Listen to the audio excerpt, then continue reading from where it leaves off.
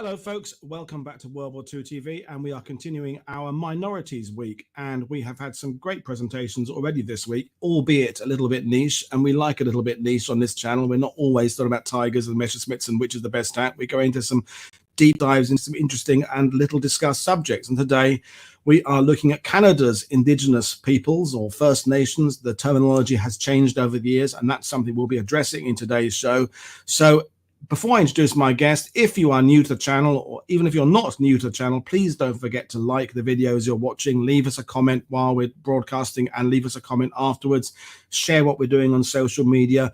Consider becoming a patron, consider becoming a member of the channel. And as always, all the information you need is in the description on YouTube. So you can open up that bit there, and all the social media links in there, the links to the purchasing of my guests' books, their Twitter accounts, their social media accounts, all that information is there for you there. So don't forget to have a look at that. But right now I'm going to bring my guest in. Dr. R. Scott Sheffield is a teacher at the professor at the University of the Fraser Valley, and he's going to be joining us to talk about the Indigenous peoples of Canada in World War II. So good. It's morning where you are, isn't it? It is. Good morning from the West Coast. Yes. Good morning. Good evening where I am. So this is a subject I know within Canada has become more talked about in the last couple of decades than it was for the previous decades. So before we launch into what you're going to talk about tonight, it's a good thing it's being talked about, obviously.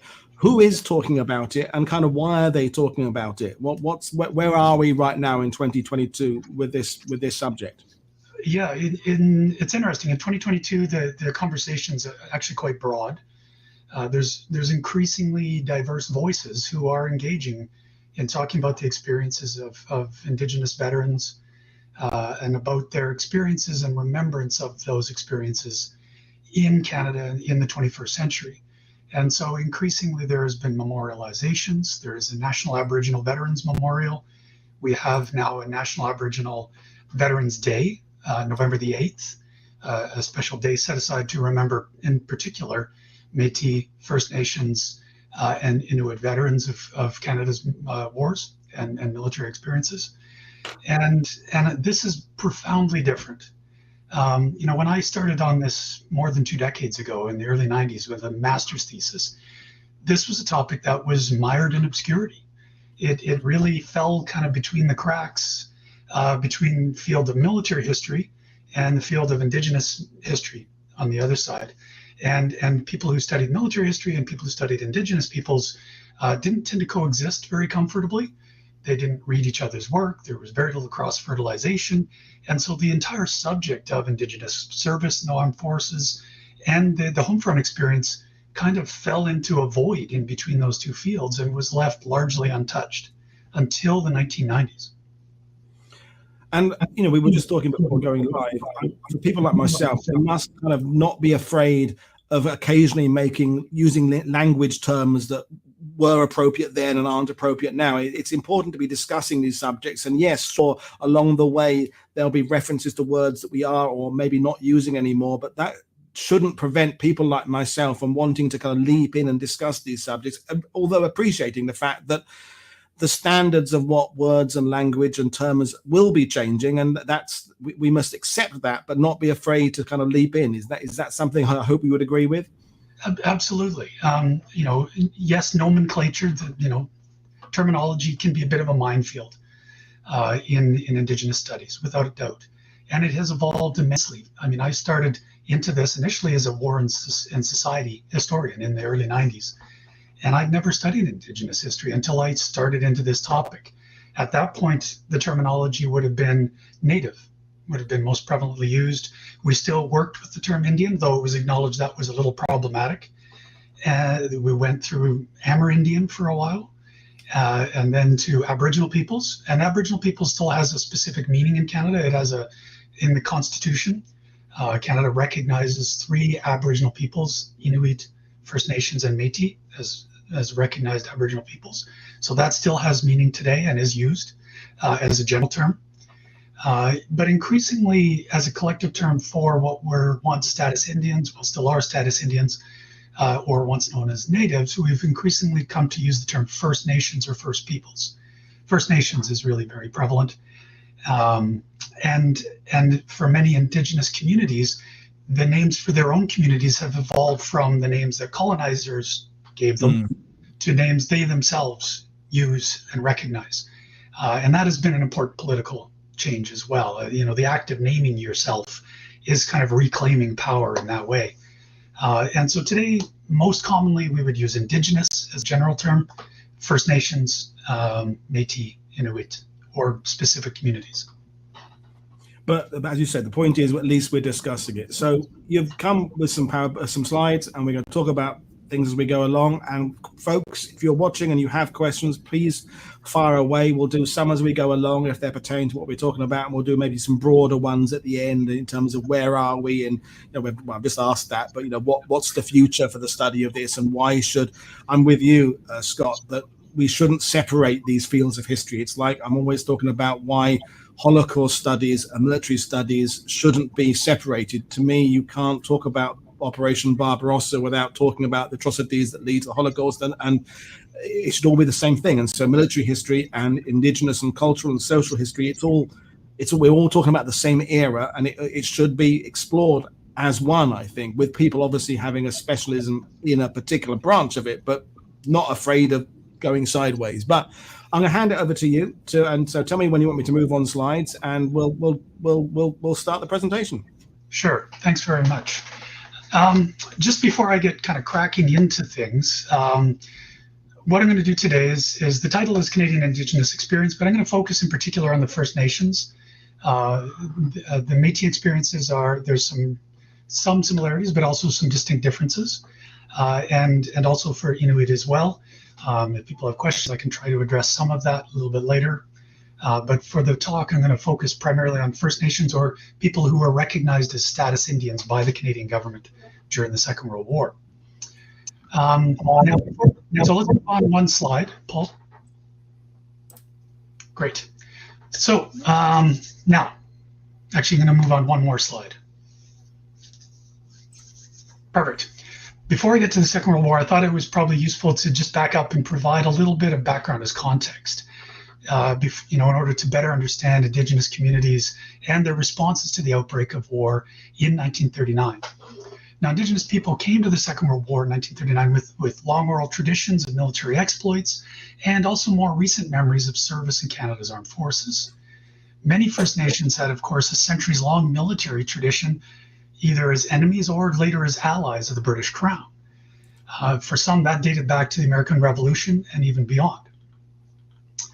Beginning in 1885, Indigenous peoples began transitioning from independent warriors allied to the Crown into soldiers fighting within the military forces of Canada. Now, this process began in 1885 when hundreds of Canadian riverboatmen were enlisted by the British Army to go to Egypt and help ferry a British Army up the Nile to the Sudan. And many of those, several hundred, were Métis, Anishinaabe. This would change, however, with the Great War. The Great War really offers the first large-scale opportunity for Indigenous men to enlist and serve in Canada's armed forces.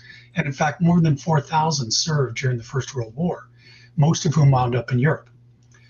Most of those who went overseas served integrated into infantry and other combat arms as individuals, though there were also a couple of segregated units, one a pioneer battalion that actually saw service briefly on the Western Front, and some served in non-combat forestry, railway construction, and mining units. Now, when the war broke out in 1914, there was actually initially a lot of confusion over whether status Indians were allowed to enlist. But there was such an initial chaotic and decentralized rush to recruit in 1914 that quite a few First Nations men managed to make it into and went overseas with Canada's 1st Division in October of 1914. Thereafter, some of Canada's higher echelon officers were hesitant about recruiting Indigenous people, and so the doors sort of swung more closed to Indigenous enlistment through 1915 until the end of the year, by which time the increasing urgent need for men and the official blessing from the British military to recruit Indigenous people opened up the gates. And in 1916 and 1718, we see the Canadian military actually explicitly seeking out Indigenous recruits. And in fact, 2 battalions were even authorized to recruit entirely Indigenous men. The 107th and the 114th battalions were both officially sanctioned to do so, and even to recruit outside their designated geographic area in order to try and reach full quota. Neither was able to do so. The 107th did have about 500 status Indians on strength when it went overseas, but where it was converted into a pioneer battalion for a brief period in 1917 and served with distinction in the Battle of Hill 70 in August of that year. Both were subsequently, though, broken up, and their men served otherwise, like other Indigenous men during the war, as individuals in largely settler units. Nevertheless, they felt accepted in the military. Many won medals and citations, some of whom were promoted for effective service during the war. Probably the most well-known from the First World War was a sniper by the name of Francis Pegamagabo, an Anishinaabe from Parry Sound, Ontario, arguably the single most deadly individual in the entire conflict, with an unofficial total of 378 kills. When the war ended, First Nations veterans returned to Canada, but they returned to a Canada that continued to see them first and foremost as Indians, and only a distant second as veterans. The reality was little changed in their lives or in the lives of their communities, which remained very much marginalized, impoverished, and relatively powerless in the face of a quite authoritarian Canadian Indian administrative system. All right, next slide. And just to ask you a quick question. Sure. I'm thinking there's already a parallel with what Brandon was saying yesterday. I know we're going to focus on the Second World War rather than the First, but the Red Army's recruiting of non-Russians and females, the peaks were when they were desperate for people. The slumps were when they weren't so desperate. And Yes. what you said there, the implication is they're kind of not really. It's not there's rules to relax, but they're keen when they're desperate and less keen when things are calmer down. Is that the case, or was that the case? Yeah, I think that's a fair pattern. In the First World War, in the opening stages of the war, Canada had more than enough voluntary recruits, and at that point, service in the military was a privilege, right? And it was a privilege for the best and the brightest, the select few, and in a highly racialized Canadian society, that meant primarily white Anglo-Saxon middle and upper class men. As the war goes on, that demographic is already utilized. And increasingly, as Canada grew its force in the First World War to a full corps, more than 100,000 men being maintained on the Western Front, and needing 70,000 or more men per year to sustain that began to open up the needs for the reduction in the minimum height. So you get the creation of bantam battalions and that sort of thing. Reduction of restrictions over married men being able to enlist or needing a wife's permission to be able to enlist. And it also opens up the door then to minorities, to First Nations, to Japanese Canadians who served in a number of units in the First World War as well. So yes, need does that. We see that in the Second World War to a degree as well. Okay. Well, we'll move on to the next slide. And thanks for answering that question. And thank you, everyone, for your conversations in the sidebar. It's always fantastic. Norma's there from Canada. Mike Bechtold is watching. So it's good that we've got some Canadian support here today. So thank you very much for that. But back to you, Scott. Sure. Cheers. And hi, Mike. All right. So Second World War breaks out. And anytime I talk about this subject, inevitably, almost the first question people ask is, why did Indigenous people enlist? It's the big why question. They're marginalized by this society. Why would they volunteer to fight to defend a state and a society that oppressed them? And I think that's a really complicated and challenging question to try and answer that. And there is really no single answer. Indigenous men and women enlisted for a wide variety of reasons. Lots of them were actually similar to the reasons that non-Indigenous men and women enlisted. For a lot of people, after 10 years of the Great Depression, where Indigenous people were often the first fired and the last rehired, steady pay was a genuine and powerful incentive. For many, a sense of adventure, a chance to get away from the stifling life on a reserve was there. A sense of duty or patriotism. Now, that might look a little different for status Indian than it might for any other Canadian, but it was still part of the equation. As was the urge to go along with your buddies, peer pressure. You didn't want to be the only guy left home when all your friends went off to war. So a lot of those kinds of reasons were very much part of the equation for Indigenous men and women. But some also had culturally distinct reasons as well for enlisting. For some, there was genuine value, social value, and cultural value in gaining the status of being warriors by serving in the military, particularly for Plains First Nations or for Iroquois-speaking communities. This was very much the case. But it's easy to generalize this to all Indigenous peoples, and it was not the fact that all Indigenous peoples were warrior peoples, as we tend to think of them.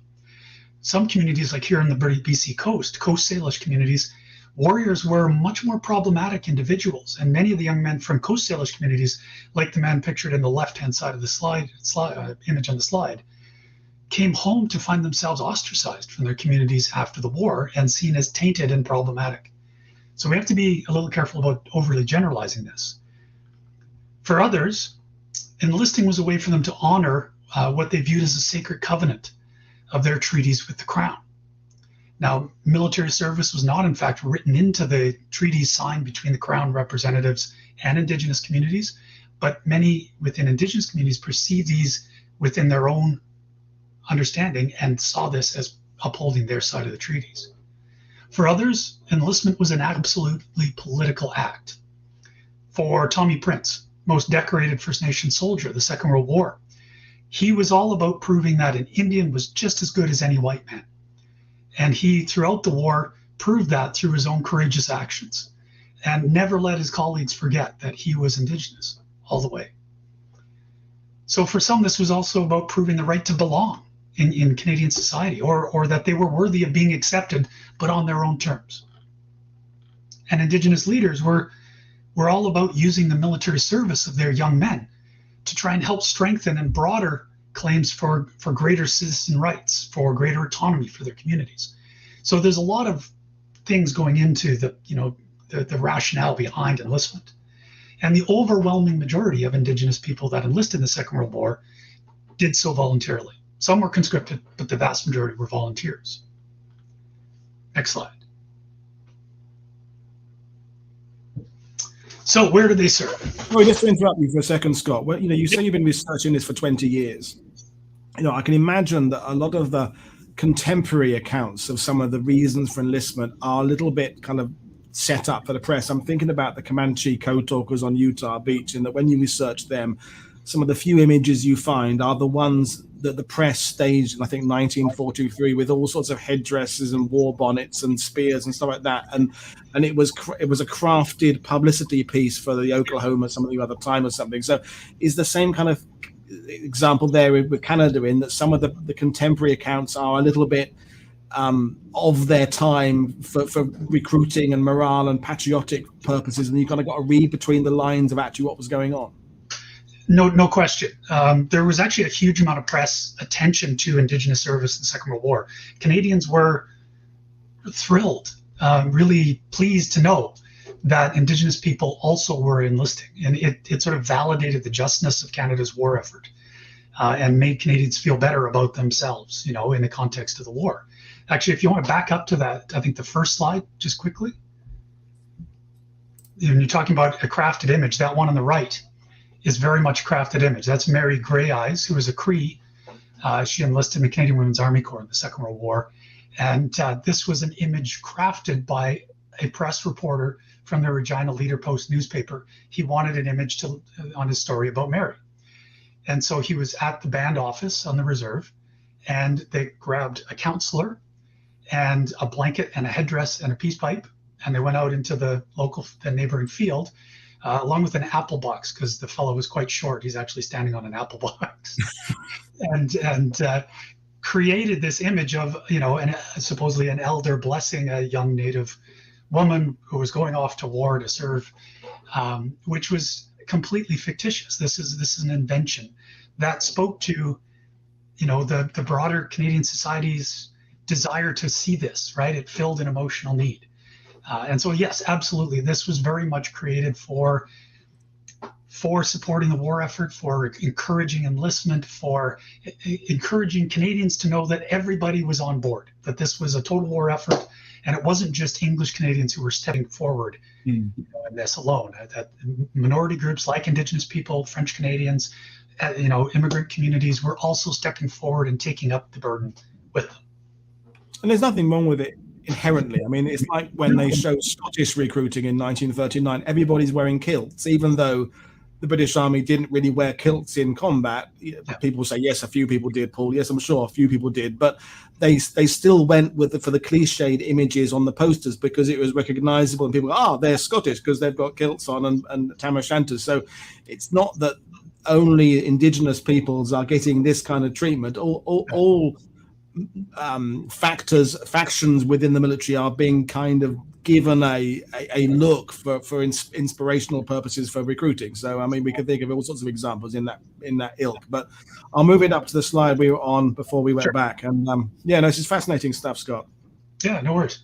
First Nations served in every branch of Canada's military and in every theater of the conflict in which Canadian forces served.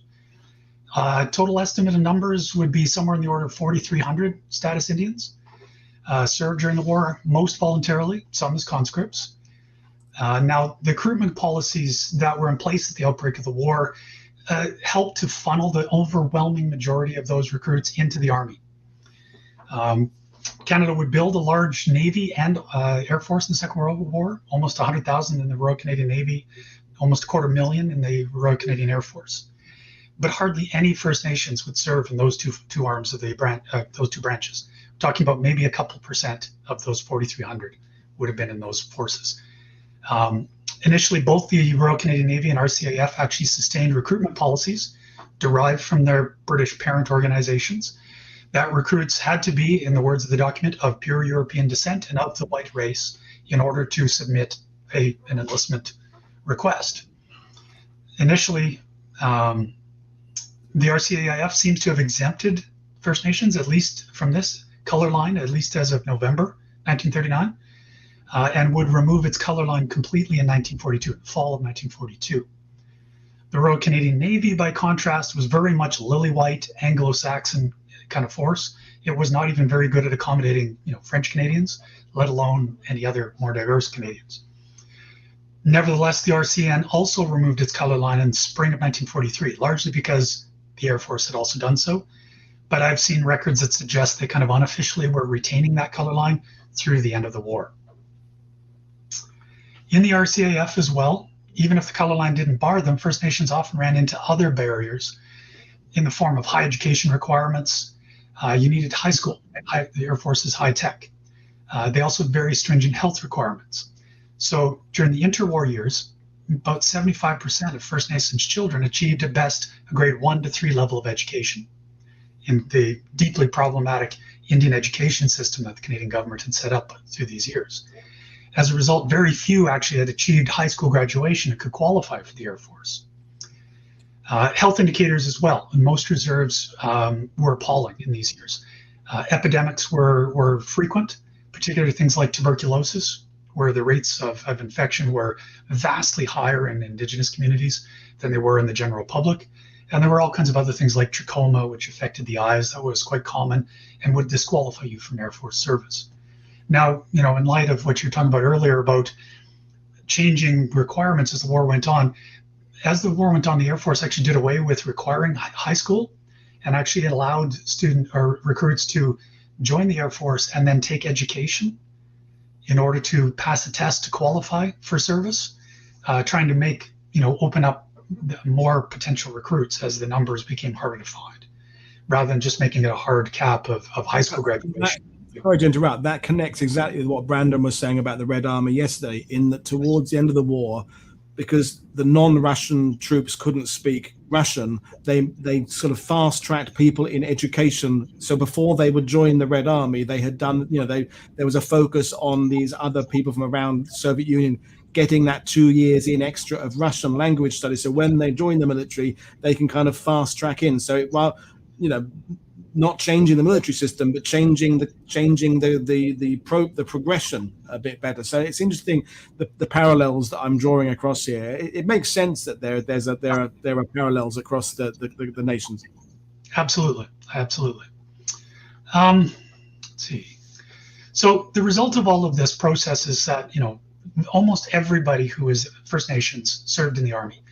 Now, we don't know if some of those people opted for the army because of preferences. They would, that's what their fathers or uncles had served in the First World War, perhaps. So there was some tradition, or they felt more affinity for ground warfare than, going out in the high seas. But we don't have the sources to know this with any certainty. Now, we do have to consider conscription. Conscription was instituted in the Second World War, as it had been in the First World War in Canada, initially only for home defense. In the wake of the fall of France in 1940. But while Indigenous communities overwhelmingly supported the idea of voluntary enlistment of their young men and women, they almost as unanimously opposed the idea of requiring or coercing young men into military service, particularly because they did not have any rights of citizenship. They were legally wards of the state. They had the legal status of minors. Not only that, but in a number of treaty negotiations, Crown negotiators had actually promised Indigenous people that they would never be forced to go out to fight the Queen's battles. In the words of Kainai chiefs from the Blood Reserve in Cardston in southern Alberta, they challenged the government on conscription in 1942 in a letter, and they said, "Why should we be asked to go when we only live in the empire and are not a part of it?" Pardon me. We are only wards of the government and have no voice in controlling the affairs of government, but are asked to submit like children and take full responsibility with those who are fortunate to be full citizens and subjects of the king. Surely, if our young men are good enough to wear the king's uniform and take their place with others, they should have full right to say with the others when and where Canada should fight. As in response to this, you get actually widespread passive resistance breaking out in Indigenous communities all across the country, sometimes encouraged and supported by elders and community members. Anytime, conscripts got a call up to report, sometimes they would go absent. And this, in some communities, actually lasted all the way through the war. As the war went on, though, conscription became increasingly more onerous and dangerous. Canada increased the places that conscripts could be sent, right? They could be sent to the Caribbean, to Newfoundland, to the continental United States. And that would include the Aleutian Islands. In fact, 5,000 Canadian conscripts were sent to take part in the American attack on Kiska in the Aleutian Islands in the effort to retake that in 1943. Now, the Japanese abandoned it, but still, conscription was becoming more dangerous for sure. And then, of course, in 1944, with Canadian forces heavily engaged in Italy, as well as in Northwest Europe after D-Day, and casualties very, very high, they were struggling to find enough infantry reinforcements, and Canada wound up in a conscription crisis in the fall of 1944. And so the result was made, the decision was taken by the federal government to send 16,000 of its conscripts from Canada, who were supposed to be only for home defense, and send them to Europe to fill the void. At the time this was done, a limited exemption was extended to status Indians from some of the treaty regions. Treaties 3, 6, 8, and 11 covers large portions of the prairies and the Northwest Territories only, about 20% of the status Indian population. Because those treaties, there was a written record of explicit promises made that they would not be conscripted. The remainder were still theoretically liable to be conscripted and sent overseas, despite not having the right to vote and being legal wards of the state. Though probably relatively few would have been caught up in that. Ready for my next slide. Here we go. All right, so life in the military for Indigenous soldiers. During the Second World War, Canadian military and Indian Affairs officials were loath to organize racially segregated units for Indigenous people. While in some ways this created a more egalitarian approach for Indigenous soldiers, it also denied them to some degree the visibility and the political impact of a larger identifiable Indigenous unit. The kind of thing you would see with the Maori Battalion in New Zealand. Their Maori leaders demanded and were granted a segregated Maori infantry battalion, which was included, the 28th Battalion was included as part of New Zealand's 2nd Division, and it fought with great distinction and effectiveness in North Africa, Greece, Crete, and Italy. And it got a lot of media attention and political, currency, if you will, for Indigenous leaders in New Zealand after the war. By contrast, Canadian First Nations invariably fought as individuals in units dominated by settler soldiers. We also don't tend to see the kinds of specialized units that developed in other settler societies to capitalize on Indigenous languages or skills or knowledge. like the Code Talker units that developed in the US, the Marine Corps in particular, the Navajo Code Talkers, you can see the lower central image. And there were other Code Talker units as well. The Army experimented with some of those.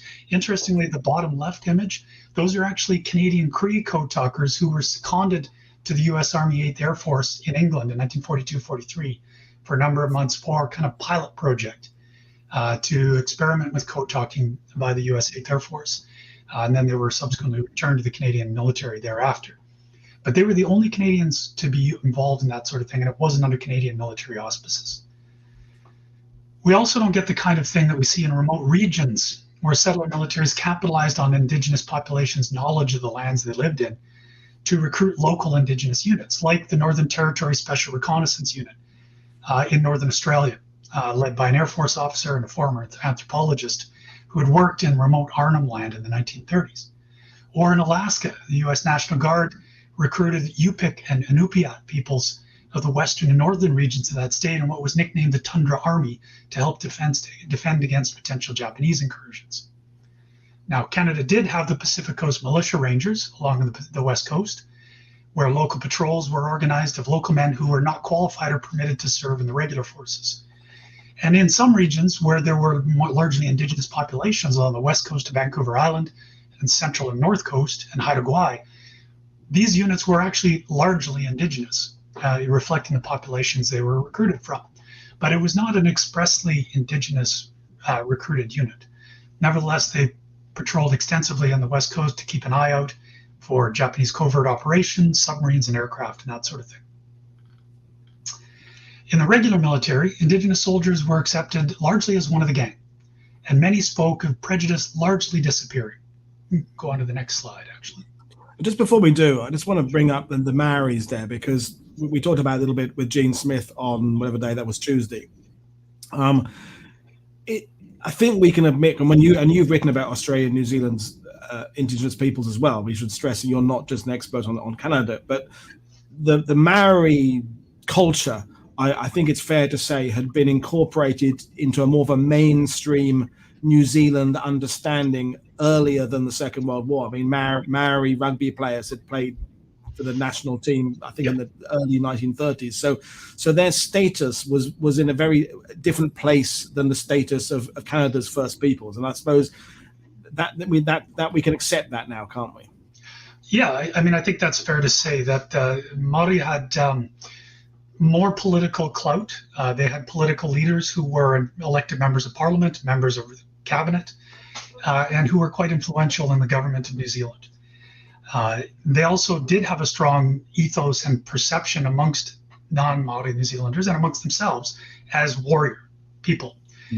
Maori had served in a segregated unit in the First World War, though interestingly not in a combat unit. It was a pioneer unit, which is we're sort of a combat construction hybrid. And the Maori leaders were actually quite explicit in the Second World War that they wanted an infantry battalion, not a pioneer battalion this time around. But because the Maori leadership had a lot of influence with the Labour government in New Zealand in 1939, the Labour government was really responsive to the Maori demands. And so Maori are able to achieve a lot during the Second World War, not just in terms of recognizable military service of their desire, but also on the home front.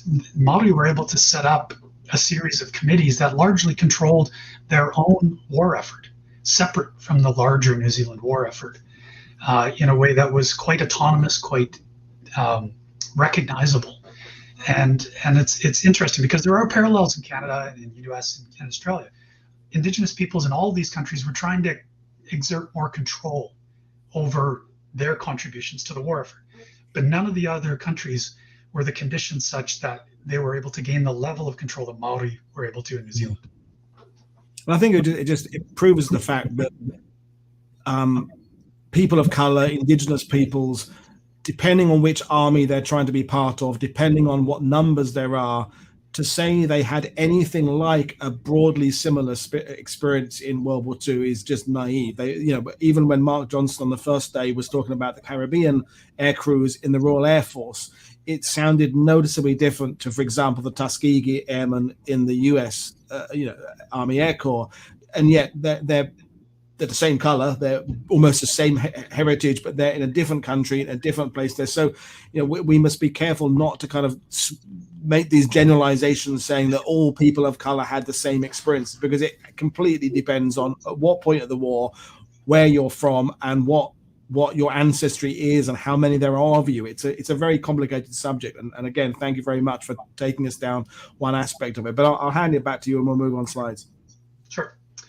In the military, Indigenous soldiers were largely accepted as one of the gang. Many spoke of prejudice largely disappearing in the forces.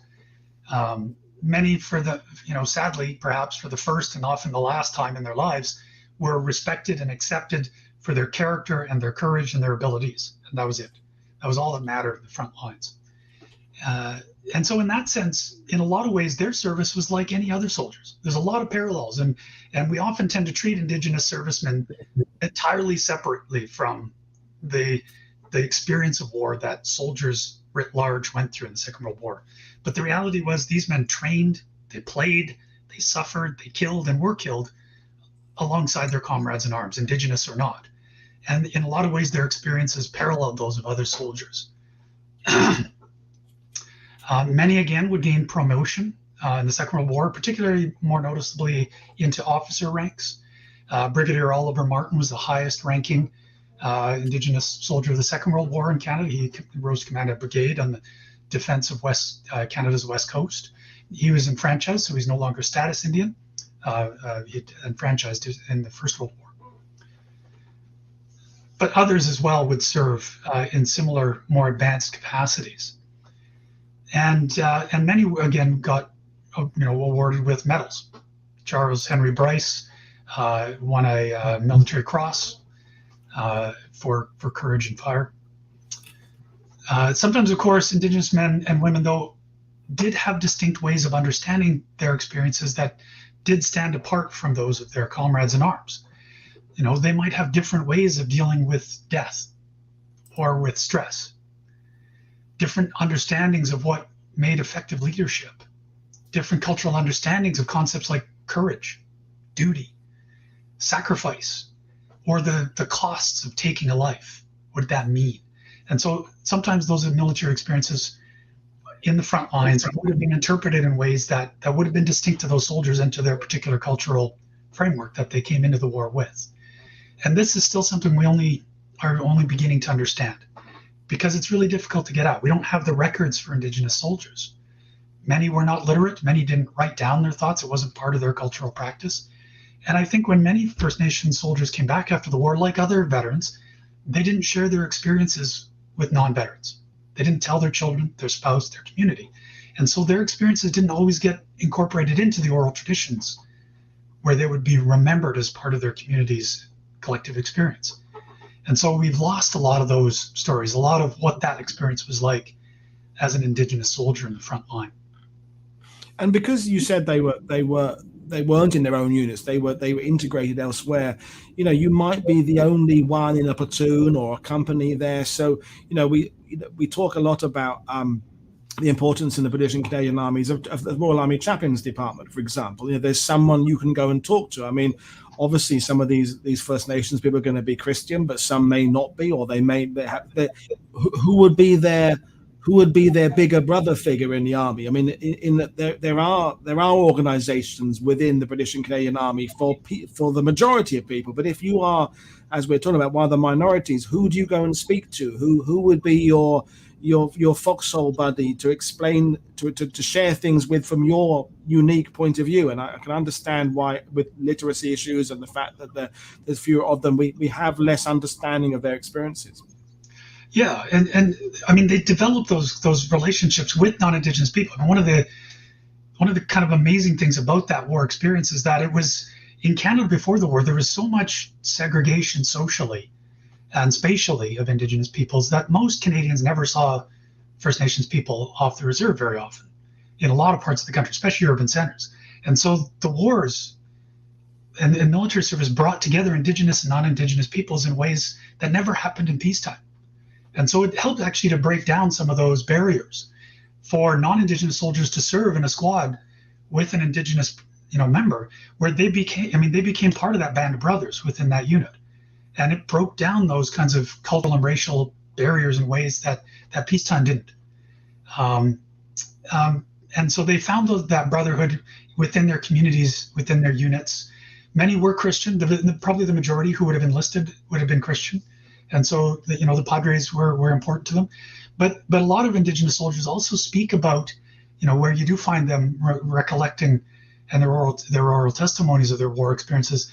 They talk about times when they bumped into other Indigenous soldiers in their maybe they were not in their company, but in their in their battalion there were other Indigenous men, and when they had the chance to sit down and chat, or they had a cousin or a brother in another platoon, those moments were really important to them. Chance to reconnect, to maybe speak in their own language, and so it did matter to them. But on the whole, the war and military service in a settler military was very acculturating experience, and it was also very egalitarianized experience. So it's a really complex process that was underway. Yep. Let's slide on to the next slide. I just want to talk briefly about the home front.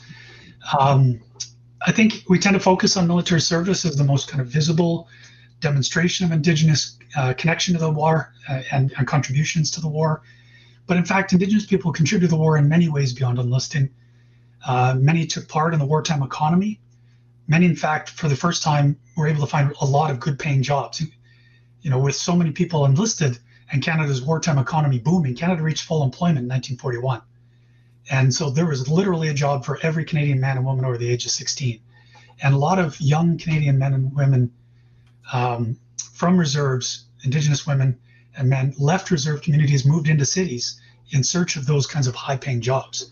So they worked in wartime industries, but even on reserves, there was also a lot of effort to increase production from agricultural lands, to expand fishing and forestry and mining output. And so communities and individuals were really benefiting. In some ways, the war was the best of times for Indigenous people. They were never as well off financially after, from the time of colonization until the present as they were during the Second World War. And in fact, communities and Indigenous peoples also then invested heavily in buying victory bonds, in war savings certificates, and they gave generously to patriotic and humanitarian causes like the Red Cross.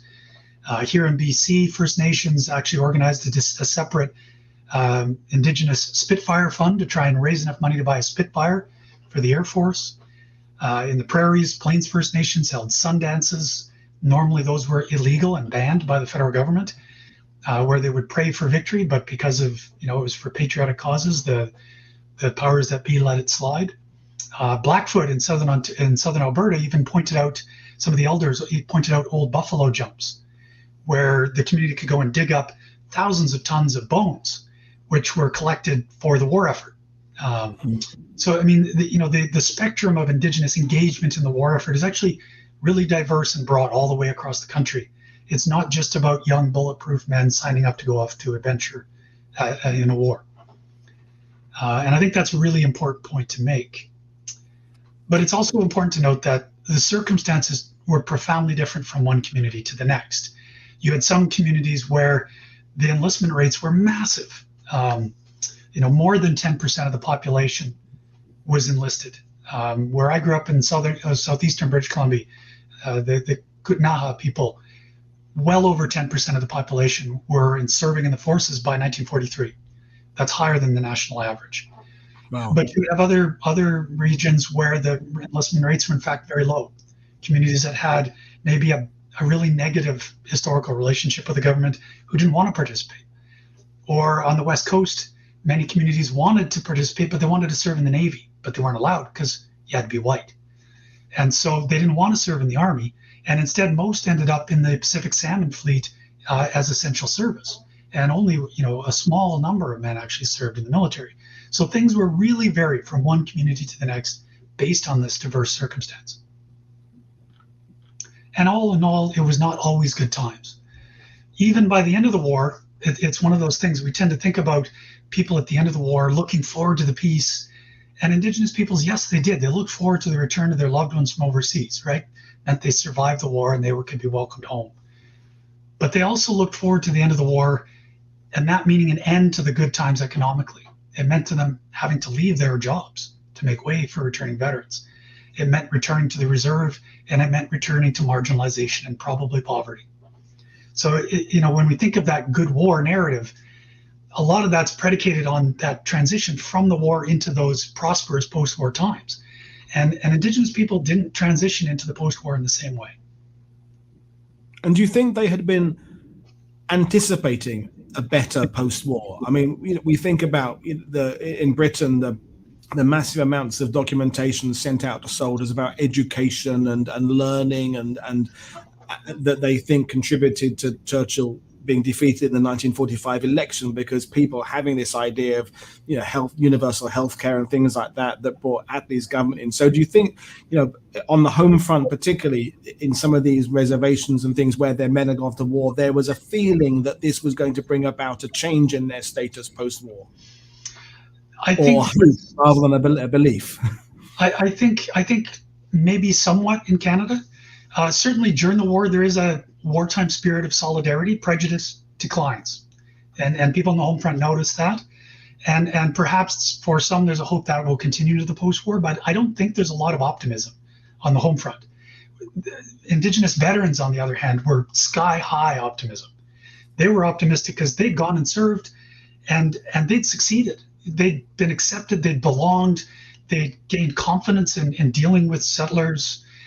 They gained linguistic abilities, command abilities, technical abilities in their service that they were confident were going to mean different things when they came home. And they were coming home as veterans. They thought that was going to matter.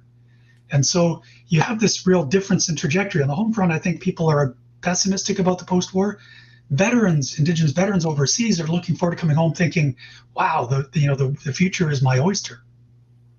Mm. How am I doing for time? Do I have time to delve into post-war veterans? Yeah. There we go. All right, let's take the next slide. Now, even before the war comes to an end in 1945, Canadians were very broadly aware of Indigenous contributions to the war effort, and it kickstarted a quick public conversation about our treatment of Indigenous people, about Canada's Indian policy, and what should be done after the war. And what was driving a lot of this was this sense that we needed to do right by the Indian, that they had served and they'd showed that they belonged, that they were worthy of citizenship, and they deserved a better treatment than they were receiving. And it was interesting to see Canadians kind of recognize that maybe we haven't done a great job of this. And it's also helped to sort of hitch the Indian problem, as it was usually referred to in this time period, to the broader agenda of the post-war reconstruction era, which had enormous amount of government resources and energy and programs pouring them. And so Indigenous people kind of get connected to this, and a lot of attention as part of this. But it wasn't only appreciation of their war service at play here. Canadians also collectively aspired in the post-war years to build what people called a new order, a kinder, better, more secure country after 16 years of Great Depression and Second World War, where everybody had access to work. The government begins to build its social welfare state, the beginning social security programs like unemployment insurance and family allowance to ensure a basic minimum standard of living. And this new order was going to be based on the principles Canada had been fighting for: democracy, freedom, equality. And the things we'd been fighting against obviously couldn't be in our backyard: state-sponsored racism, hate, fascism, oppression. And when Canadians looked in their own backyard at the end of the war, the most glaring exception to those high-minded New Order ideals was the daily lived experience of First Nations people, who had no political rights, who were not equal, and who didn't share in the freedoms their soldiers had been fighting for. And so as a result, you got really widespread calls on the government to take concrete action to address this, from civil liberties organizations, city councils, labor organizations, homemakers associations, religious groups, most emphatically the Canadian Legion and veterans organizations. And the federal government actually responds to this in 1946, right after the war, creating a special joint parliamentary committee to do a complete reassessment of the Indian Act, Canada's Indian policies, treaties, and anything else they saw fit. And this major review would take 2 years to complete. Hearing from experts, officials, and for the very first time, First Nations delegates also took part in this. And this was a hugely important precedent because it was no longer possible after this for the Canadian government to change Indian policy affecting Indigenous people without first consulting them, something that would have been normal up until this point. So in that sense, it changes the nature of the playing field over which Indigenous rights would be fought in the future.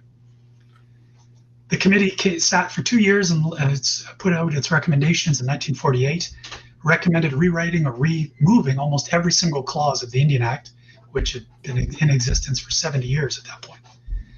It even recommended granting status Indians the right to vote without having to surrender status, the creation of Treaty Claims Commission to address the huge number of grievances that they'd heard from First Nations representatives, and other progressive forms that would transfer at least some powers from Ottawa or the Indian agents to band councils.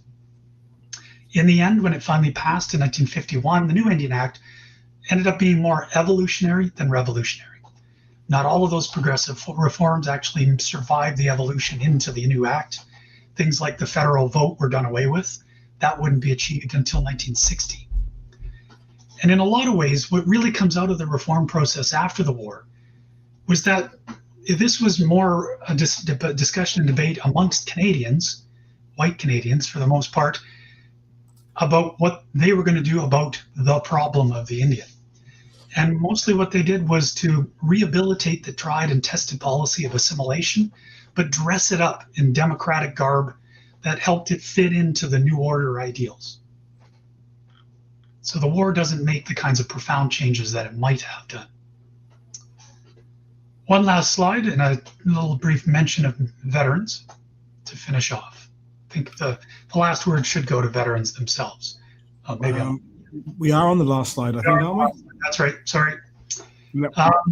After the war, for First Nations veterans, their status still had some meaning. Status Indian veterans were, in theory, entitled to exactly the same benefits package that other veterans could, and veterans' charter programs were amongst the most generous of any of the allied nations of the planet. So this had the potential to be a real game changer in the economic fortunes for Canada's First Nations veterans. But sadly, in practice, it didn't work out to be the case. I'm not going to dive into the nitty-gritty. The devil was largely in the details of how Status Indian veterans' case files were administered. You see, unlike other veterans, Indian Affairs branch officials became integrated into the handling of veterans' cases on reserve. At its most basic, we basically have an extra layer of bureaucracy between the veteran and his or her benefits for Indigenous veterans. And that introduces all kinds of delays, errors, and sometimes resulted in veterans not receiving their benefits at all. But more commonly, what it meant was very poor, misleading, or inaccurate advising from Indian agents who weren't actually trained in Veterans Affairs programs. More problematically, I think, Indian agents and Indian Affairs was driven by an agenda of assimilation. Their whole job, their whole purpose for existing was to make Status Indians disappear as culturally distinct peoples. And so this often warped the ways in which they administered the benefits away from their original purpose. So for example, in Nova Scotia, Canada's East Coast, Indian Affairs had a policy of trying to concentrate Mi'kmaq people in the province into 2 large reserve communities instead of a whole bunch of small scattered communities. That way they could provide them more efficient government services. But for Mi'kmaq, this meant leaving traditional territories and homes, and most refused to do this. Well, after 1945, Indian Affairs refused to support veterans in obtaining a Veterans Land Act grant, for instance, for a small property and a house, unless they moved to one of those 2 reserves. So that veterans program then became a coercive stick to try and force Mi'kmaq into abiding by this concentration policy of Indian Affairs. Some veterans did move to obtain those benefits, only to become disillusioned and return to their original communities, leaving behind, abandoning the house that had been their only reward as veterans. Other times, Indian Affairs used veterans' benefits, like the VLA grants, the Veterans Land Act grants, to subsidize their inadequate housing budget for reserve housing. Most Status Indian veterans were talked into taking a VLA grant, which could be up to $2,320. That was the largest lump sum of cash that was available. And it would enable them to build a house, usually not a finished house if you have bare stud walls inside, but you get a house. Now, obviously, a house could have some benefit to the quality of life for a veteran in the short term. But that wasn't the purpose of the VLA and other major reestablishment programs. This was about reestablishing a veteran in civilian life, in an occupation, in a career that he could sustain he or her into the future so they could look after themselves and their families. And this was instead taking it away from being that and turning it into a finite housing program, which it was never intended to be. And so the result of this is that most First Nations veterans weren't able to translate their veterans benefits into a successful post-war reestablishment, not in the way that the vast majority of other Canadian veterans did. And most Canadian veterans were very successful in the post-war. Canada moved into that good war period, decades-long prosperity in the 40s, 50s, 60s, into the 70s. And unfortunately, First Nations veterans weren't able to get on that train when it left the station in the years after the war, and were left behind. And so instead of helping to close the gap in living standards between First Nations veterans and other Canadian veterans, it probably only served to widen that gap. And that's really a tragedy, I think. Those same veterans finally would begin to mobilize for redress of this inequity in the 1980s and 90s, as well as for people to remember their service and sacrifice. And the federal government did, in fact, sit down with them in the 1980s, or in the later 1990s.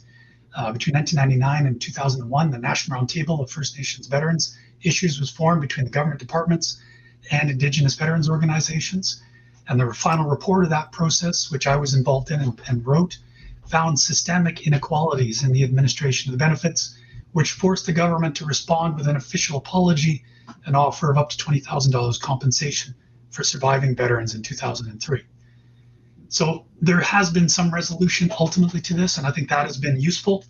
But that memory is still something that now I think has begun to broaden and be more widely acknowledged in Canadian society and in national and local acts of remembrance.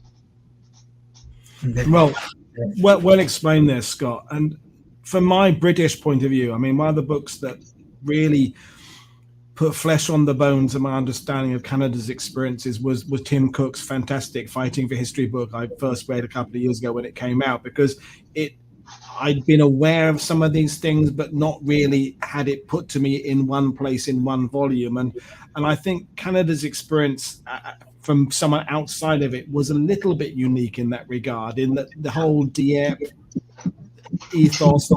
I can't compare Canada with Australia and Britain and the USA, but there was something a little bit odd about Canada's whole dealing with its past that had perhaps a greater effect on the first peoples as well. Would you agree with that? That Canada's experience was a little bit unique in that regard? Yeah, I think so.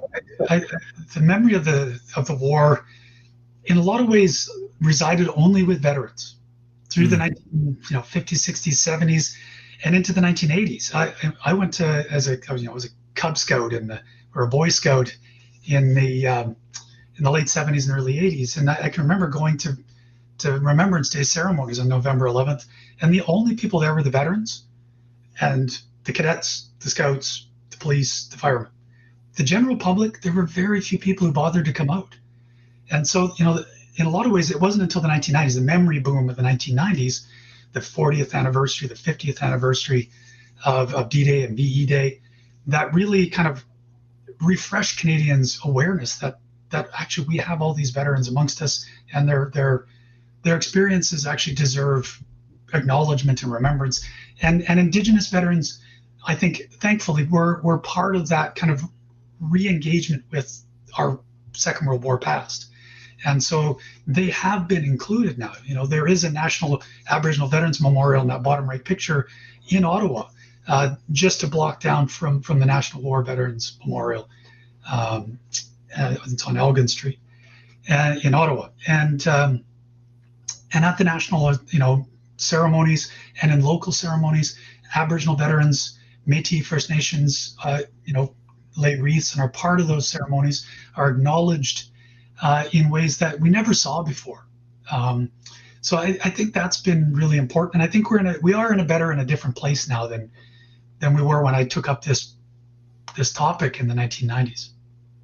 Oh, well, definitely. I mean, I think of here in Normandy, we have an American Penobscot Indian, Charles Shea, who lives just down the road from me. And there are now he's got involved in several projects in Omaha Beach near where he came ashore, and there are all sorts of Native American ceremonies in June now and throughout the year, and there's much more broad understanding of the role of them, and also it's reminded people that the U.S. Army generally wasn't just the guys you see in the war movies. It was people of all different, backgrounds and ethnicities and things like that. So the negative part of me thinks it's come a little bit too late. I mean, how many of these guys have died long before these monuments were erected and long before the recognition is there? But it's always an ongoing process. So as we kind of wind things down, obviously the veterans themselves, that window is closing, whether they're First Nations or settler or anybody, that window's. So I'm hoping you're going to say there are young people taking the mantle forward. Not that you're not young, but there are people now from different backgrounds taking this on to another level now, to go back and try and look at what can be done to understand these stories more fully. Is that the case? Yeah, there are, in fact, a new wave of young scholars, thankfully, who have taken up the mantle. I for myself, I'm moving away from this subject after more than 25 years. God, I can't believe it's that long. And many of them are First Nations academics. They're coming out of communities and bringing an insider's perspective and connection, which is really important. As I mentioned at the outset, my kind of level of analysis has always been kind of national or transnational, and that involves doing a lot of generalizations. And at the community level, there's really a lot of variability in this, and so it's now time for those community-centered analyses to come out to either confirm or challenge, my findings, my analysis, and help to take our understanding into a more nuanced and complex new stage. And that's all to the good. I'm really thrilled to see that. I hope more will continue to come into the field in the future. I mean, I'm guessing in a way, in 20 years' time, it would be great for you as you're, or 30 years' time into retirement, that someone is kind of challenging your books and saying, you know what, that's what we used to think, and it was really good what Scott was saying back then, but here's where we are now. Here's our new understanding. That would be gratifying for you. That when Professor Frank McDonough was on in his books about Hitler and the Third Reich, he was saying, I use this all the time. He was fully expecting his books to be out of date within 10 years and hoping they'd be out of date within 5. And I think that's where we are now, is that this is our understanding of this subject today.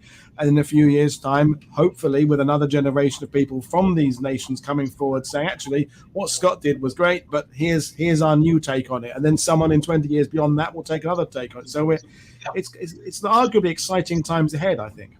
And that process is already underway. There's already a project being done in New Zealand that's looking at the Maori War experience, not from a sort of Western academic perspective, but from a community-centered perspective. And they ask, frankly, different questions. That big why question, why did Indigenous people serve? What's really interesting is if you look at the oral testimonies of veterans, Indigenous veterans in Australia, New Zealand, US, Canada, none of them answer that question. None of them answer that question. That question clearly doesn't matter to them. It's either self-evident or unimportant. It matters to us, but it never mattered to them. And so there's entirely different questions that I think will come from the communities that, as a non-Indigenous academic, it doesn't occur to me. It doesn't come out of my lived experience. It doesn't come out of my Western academic training. And so that will absolutely add new things and new flavor and new twist and new nuances to our understanding of this experience. No, definitely. And I'd like to invite you back at some point to carry on this conversation about your studies into the other countries, because again, there will be people coming through from these nations who have more experience. But right now we are still in the area where it is still white academia that is tackling these areas, and has been more recently, until we kind of pass on the baton to those. I mean, I'm a white, middle-aged, middle-class, heterosexual. I can't stop who I am, but I'm hoping that a channel like mine will be run by someone very different in 20 years' time, some heavily tattooed, pierced, non-binary tour guide, ex-tour guide doing it. Will be fantastic. But In terms of your books, as I've said, folks, there are links to purchasing both of Scott's books in the description below. Of course, you can buy them at your local bookstore and things like that. And any other resources, people watching this who perhaps aren't, there's some great Canadian viewers watching. But if you're at the other side of the world, any other kind of resources you can think of that people can be looking for to look at this subject more? I mean, there's great literature actually in all the countries that I looked at in my most recent book in New Zealand, and there's a fabulous book by Monty Sutor, who's a Maori academic, on C Company of the Maori Battalion, which is an incredible book. I really strongly recommend it. I'm trying to get in touch with him right now. I haven't been able to find an email address. If you've got an email address, fire it my way. I don't. I've lost touch with him. He's a tricky guy to get a hold of. He's very busy, but his work is fabulous. He's a really amazing guy. There's some great work in New Zealand, in Australia as well, on Aboriginal service and Torres Strait Islander service in the Second World War. There's a much larger literature in the United States. Some 3 different big surveys that have been done of Native Americans in the Second World War. So there's good work to be had out there. It's all often very siloed in its own particular national kind of setting. That was why, for myself and Noah Riseman, who I wrote that book with, he's an American who lives and works in Melbourne, Australia. This idea of doing looking at this transnationally was really interesting for the kinds of questions it suggested, where places where we see amazing parallels on totally different continents, or actually where we would think to find parallels, we find in fact real distinctions. So that helps to frame out and explore some of the why things happened maybe the way they did.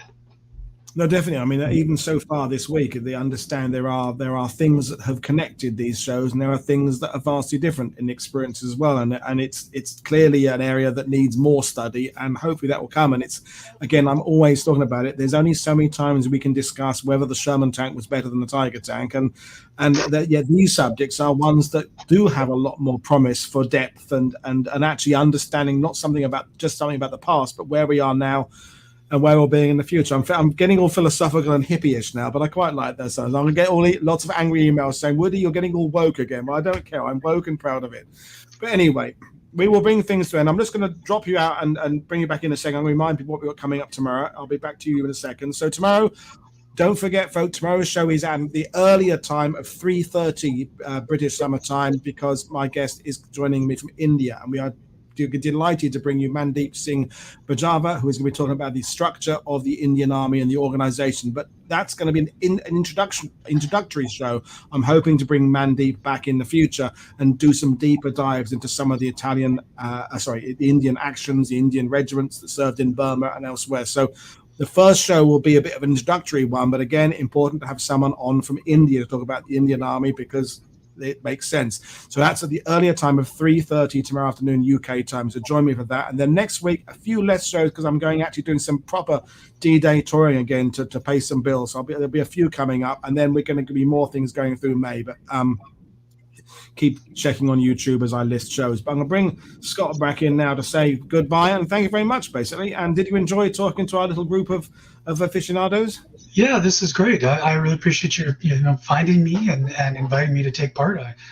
I think too often academics spend a lot of time talking amongst ourselves, and we need to actually occasionally talk to people outside the ivory tower and share what we find, because there's some interesting stuff to be had, and I think it contributes to public conversation. So thanks definitely very much for having me. And we've got viewers today from several different countries watching, and I think I'm going to be reaching my 26th different nationality of guest soon on the show, which is is amazing what we can do with the internet now. And it comes back to that whole thing. I could easily do a discussion with 4 or 5 panel discussion, middle-aged white guys wearing red tweed and red corduroy and tweed and just discussing these things, but there are a wider group of people to bring on, and that's what I'm trying to do. So, well, thank you very much, Scott. And for everybody else, this is Paul Woodhead for World War II TV, and I will see you all again tomorrow. Thanks, everybody, for your attention today. Cheers, everybody. Bye.